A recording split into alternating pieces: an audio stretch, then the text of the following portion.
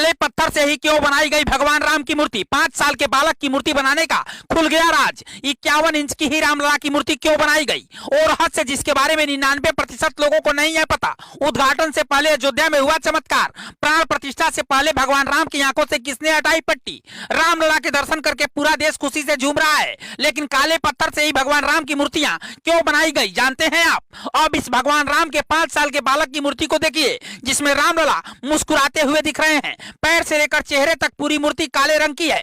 आपके मन में भी यह सवाल होगा कि आखिर मूर्ति बनाने वाले अरुण योगीराज ने काले रंग के पत्थर को ही क्यों चुना और इसके पीछे का रहस्य क्या है?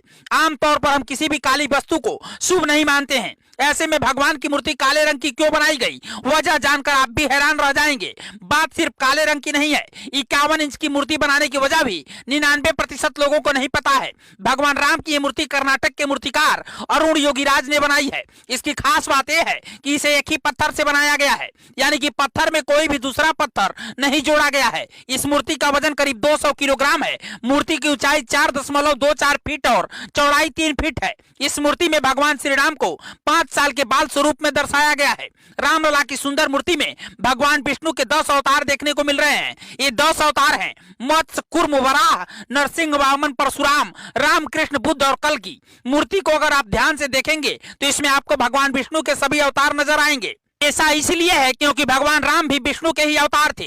रामलला की बाल रूप मूर्ति में एक तरफ हनुमान तो दूसरी तरफ गरुड़ नजर आ रहे हैं, जिसकी वजह से मूर्ति की भव्यता में और भी 4 चांद लग जा रहे हैं। रामलला की इस मूर्ति में मुकुट की साइड पर सूर्य भगवान, शंख, स्वास्तिक, चक्र और गदा नजर आ रहा है। लेकिन रामलला की मूर्ति काले पत्थर से ही क्यों बनाई गई, इसकी वजह भी जान लीजिए। दरअसल जिस पत्थर से रामलला की मूर्ति बनाई गई है, ये कोई मामूली पत्थर नहीं है, बल्कि शालिग्राम पत्थर है। ये पत्थर भगवान राम के ससुराल नेपाल की गंडक नदी में पाया जाता है।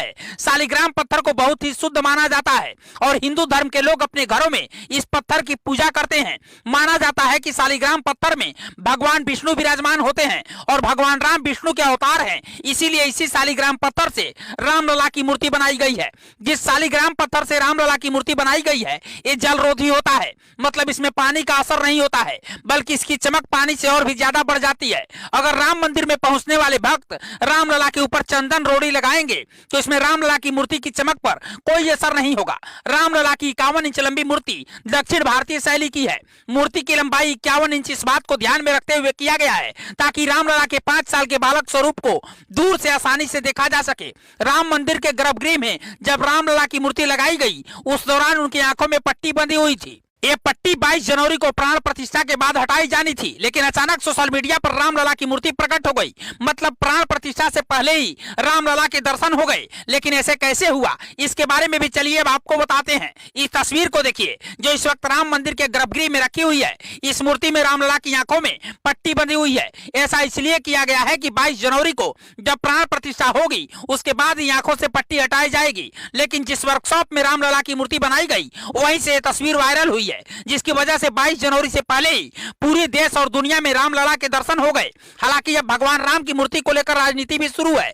विरोधी दलों का कहना है कि जो मूर्ति रामलला की प्रकट हुई थी, उसे क्यों नहीं रखा गया, नई मूर्ति बनाने की क्या जरूरत थी। इसके जवाब में राम मंदिर ट्रस्ट का कहना है कि रामलला की इस बड़ी मूर्ति के साथ छोटी मूर्ति भी वहीं पर मौजूद रहेगी, लेकिन बड़ी मूर्ति इसलिए बनाई गई ताकि आसानी से हर कोई दर्शन कर सके। भगवान राम की इस मुस्कुराती हुई तस्वीर को देखकर पूरा देश खुशी में डूबा हुआ है और हर किसी की जुबान पर सिर्फ एक ही नाम आ रहा है, जय श्री राम, जय श्री राम। रामलला की मूर्ति से जुड़ी ये जानकारी हर किसी तक पहुंच सके, इसलिए इस खबर को ज्यादा से ज्यादा शेयर करिए और कमेंट बॉक्स में आप भी जय श्री राम जरूर लिखिएगा। ब्यूरो रिपोर्ट, पूर्वांचल समाचार।